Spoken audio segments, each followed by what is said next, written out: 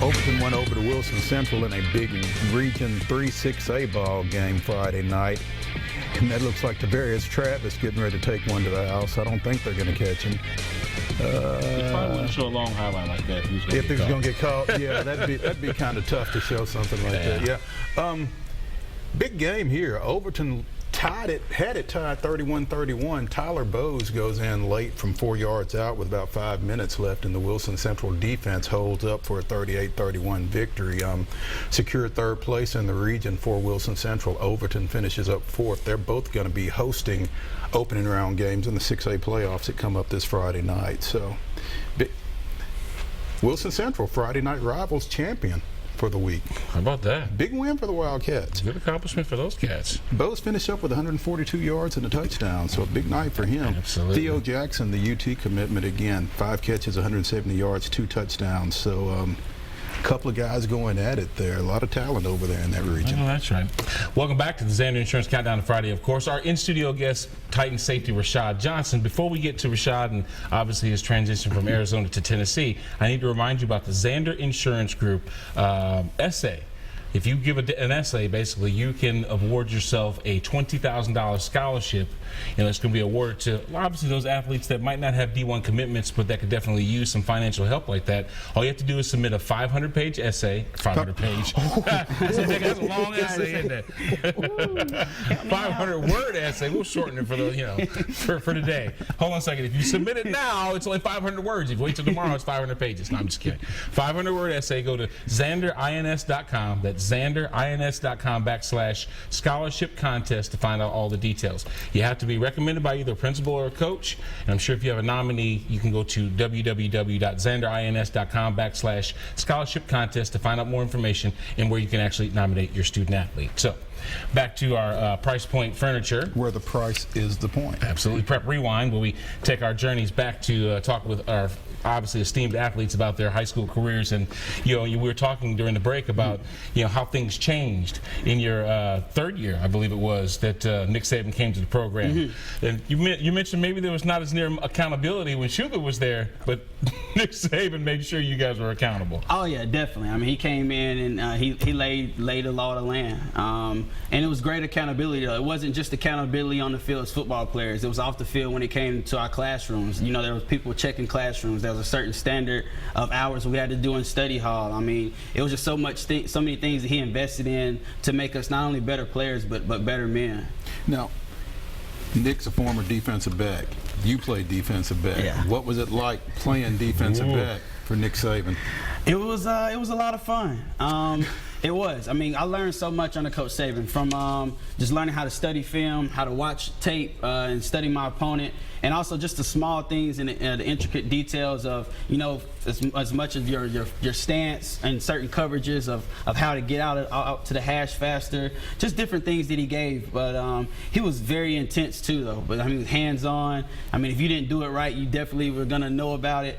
But it was great playing under him because he just had a special mind when it comes to football and understanding offenses and how they try to attack you and putting you in the best defense. Do you feel like he was tougher on DBs than maybe other positions? I can't say that. I mean, he was tough from top to bottom. It didn't matter who you were, walk-on to scholarship, All-American. He treated everyone the same, and he was fiery on everybody. Yeah. Now, okay, so transitioning to today, to the pros real quick. Yeah. Obviously, you came from the Cardinals. We know that, your NFC background. I think there's a huge difference between NFC and AFC. That's for another show right now. But, where you're sitting right now, you might not have seen the challenges that the Titans have had on the other side of the river there for the years before you got here. But, what's the atmosphere been for you with Mike Mularkey being the head coach? It's been a lot of fun. I mean, Coach Mularkey, he's a fun guy. He likes to, bring different things to the atmosphere in the room to make the guys light and have fun. I mean, but at the same time, he's a strict guy on the field. I mean, we go out, we work hard, we practice hard, and he rewards us for it. And I think, he's done a great job in changing the culture and in the mindset of guys around the locker room and bringing new energy there. And I think, it's shown in the way that we played each and every Sunday. I mean, there's been games that we lost, but there's been always energy and passion in each one of the games that we played. Guys have been having fun and really energetic. And I think a lot of that has to credit with, Coach Mularkey and John Robinson and the rest of the staff. As competitive as Arizona was while you were there, how tough a decision was it for you to pull the trigger on this free agent contract with the Titans? Obviously, get you closer to home, but not necessarily the competitive situation that you were in Arizona. Well, you know, free agency, you know, sometimes just goes different ways, man. You know, I was coming in thinking, you know, there may be tons of offers, but when at the end of the day, there were only a few offers, and the Cardinals happened not to be one of those offers, which was surprising to myself. But, you know, with the options that I had, you know, Tennessee, when I came and visit, had a chance to meet with Coach Mularkey, John Robertson, and hear the ideas and see the energy that they had about the team. And I also knew Deshae. He coached in Arizona while I was there, had a very good relationship with him. I knew what he was about as a player and as a coach. Former Title. Right, former Title, Roll Tide. Had to throw that in there. Good but it was Lord. great, man. So in that, and then just getting an opportunity to be closer to home, to my family, and that definitely played a big part in it as well. You know, you can take that Roll Tide a lot easier than you can that the Ohio State University. And you know what? Well, the thing is, I can't because see, I never lost to the Ohio State, so it doesn't matter what the Ohio State ever does. Since I'm down here in the SEC country, I got to deal with Roll Tide, whatever that means. And on that commercial, why do they keep showing that big old jacked up truck with bald tires? Basically, that thing wasn't getting out of anything. You know what I'm talking about. Real quick, your DLB. Dick LeBeau. What did you know about Dick LeBeau before you actually got to be a part of some of his defenses? Man, I just knew how great of a career he had.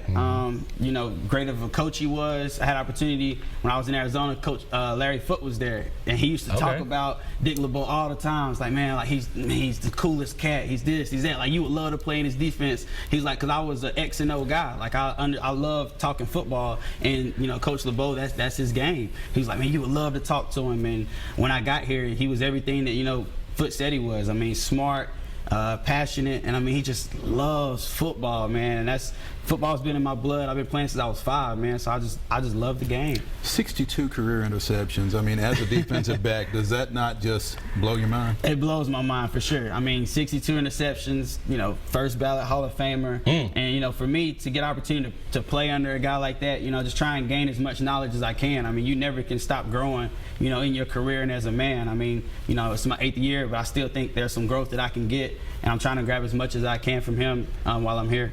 All right, wrapping it up, Rashad. You about to head to the left coast. San Diego's the next team on the docket. You're 4-4 right now. Haven't been at 500 in a number of years. I can't remember when the last time the Titans have been or had this kind of record. What's it going to take for you guys to beat Phillip Rivers and company and bring back a W? For number one, as a defense, we're going to have to stop the run. If you can't stop the run, then you can't keep a team, you know, one-dimensional. And fortunately, they have a great quarterback in Phillip Rivers. So we got to hit him. We got to pressure him, get him off the spot. He gets the ball out of his hands really quick. So that's going to be a big challenge for us to make sure our guys can get there, disguise and coverages, no big plays. Nice. Don't let him talk trash I hear to you. you. Don't take that mess either. All right, We'll talk it back and forth. We got 6 tackles for you and a pick, all right? That's what I like. That's To what's the going to happen house. for you, right there. To the house. To the house. Oh, yeah. Pick six. Yeah, Pick 6. yeah, There you go. interception always got to go to the house. Absolutely. That's Rashad Johnson right there joining us for our Price Point Furniture. Where the price is the point. Actually, prep rewind. So, hey, when we come back, we're going to wrap up the show. We got our peak performers from Pull Apart to talk about more from the Xander Insurance Countdown to Friday when we come back.